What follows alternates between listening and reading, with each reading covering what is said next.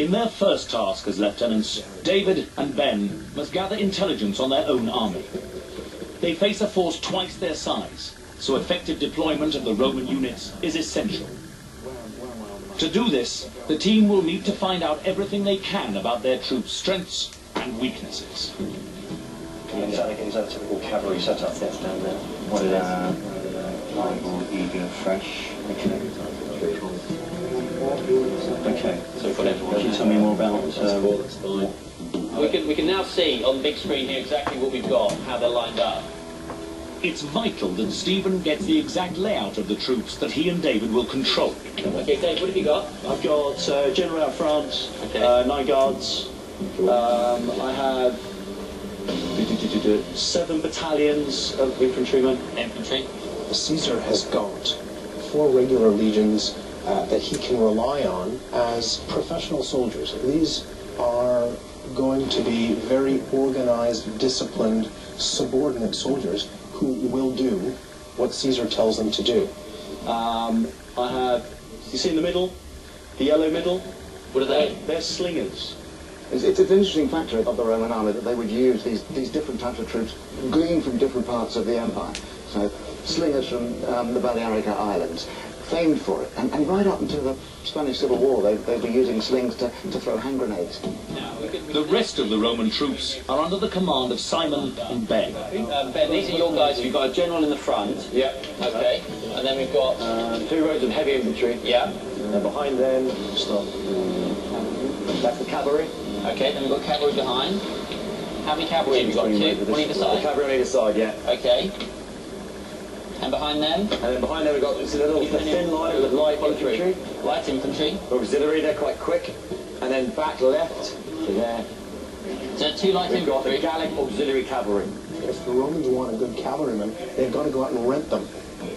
And in this case, Caesar has rented himself some cavalry from local Gallic tribes. And the problem is that their leader is tied by marriage to the Helvetii, and he can't rely on his Gallic cavalry the way he can rely on his Roman infantry. Okay, that's brilliant. So Dave's army is a normal path. Okay, we've got all the heavy infantry on the right, on Dave's side, and we've got a lot of the light infantry and the cavalry on Ben's side. Okay, if you find out about your own troops, you're happy? Yes. Yeah. Okay, come back up to the table and let's discuss what you've got. How useful was that? And are you happy you've plotted it pretty accurately here? No, well, I'm not. I think it's very useful in terms of we now know what we've got in terms of numbers and disposition, that we are not 100% on exactly where on the field they are. Yeah, if you look to the left, you can see the hills going out that way. All right, now where you are. Yeah. I'm going to give you some extra help. Okay. Give you some information about key troops, which again you can use to help fight the battle. Have a look at your legionaries. Roman legionaries, disciplined, vulnerable on the flanks unless formation is maintained, fight in small cohort units. We've just got to focus on the weakness of those guys, which is the flanks are vulnerable, so we've got to protect their flanks. Yeah. Our legionaries all heavy infantry. You can work it out. Use the information you have, use the technology to work out who's who. Okay. Actually, that looks like our guys down there. If you can zoom in the ones we're right above now. So these are all the heavy infantry that are at the back. Okay, that's heavy. So that heavy. Okay, so these guys and these guys. See their faces. Done. All right?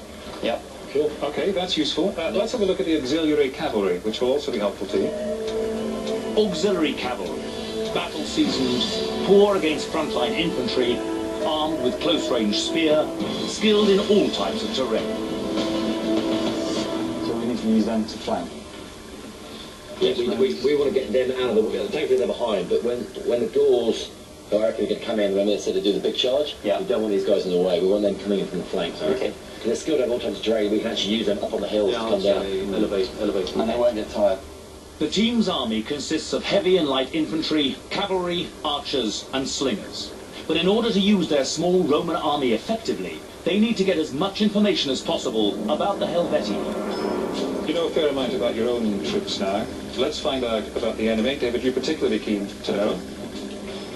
Go down to your technician. Learn what you can.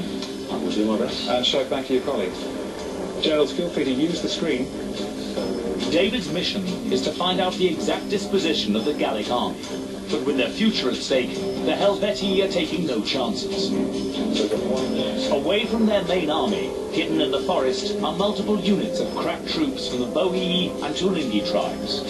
If David misses this ambush force, the entire Roman army could be seriously compromised. There's three battalions of Gauls on foot at the front. Okay. Right, hang on 1 second.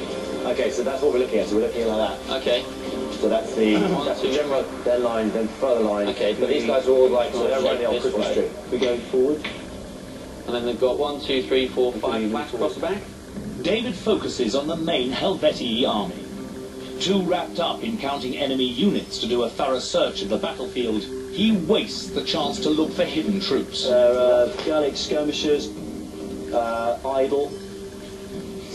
Can we go this one here? 1 minute, 1 minute. Yeah, quickly, mate, we're out of time. Okay. The 3 are there, then we got the big flat line of infantry. Yeah, big flat line. We've got we know about them? Gallic infantry. There are 8 battalions across. Please go to the right.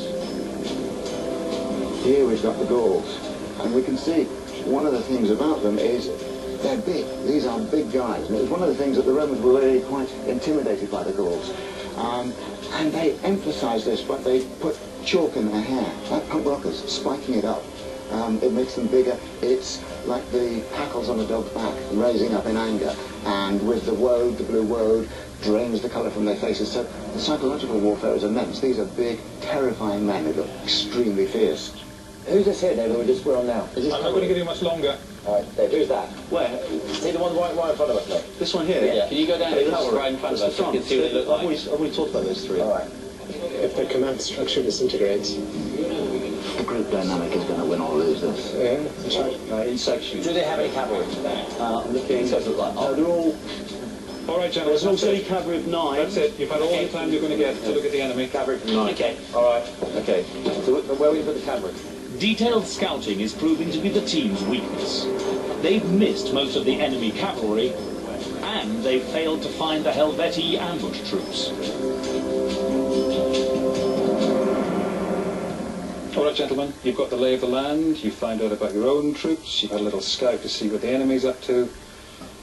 Now the most important part. This is where the battle could be won and lost, with what you decide to do for your strategy, how you're going to fight the battle.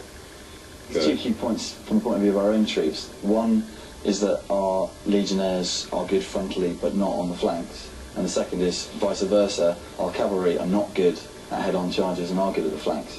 So it's obvious that clear that we put the infantry in the centre and the cavalry on the flanks. We want to catch them here because this is elevated as well, so if we can get them from the top, they'll be able to fight up on both sides, pincer movement. And yeah, I reckon we're going to be back in. Yeah, if we had a choice, if we put troops here and troops here, until trap them in there and slaughter them mercilessly.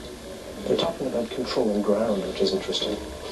This is not a fight where any ground matters except for the hill and the open space at the bottom of it.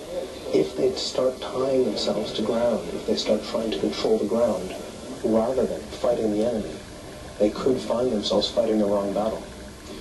What we want to do is let them pull them in and have our guys up here. We also know, obviously, the fact that our legionnaires are vulnerable from the flank, etc. I think they're way too concerned about their flanks, because a cohort can turn and guard its flanks far more easily than the line, the thin red line. This is no thin red line. I mean, isn't a big problem of getting flanked for these guys. That's one of the reasons the Romans could get away with having such weak cavalry, having to rent it from Gauls and Germans.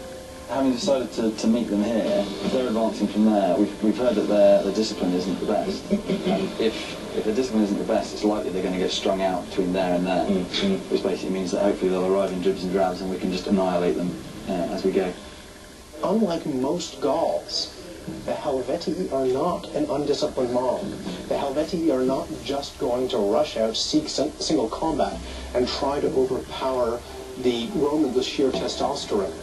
The Helvetii are organized, they have subordinate infantry, and their cavalry are not nearly as wild and not nearly as uncontrollable as other Gallic tribes.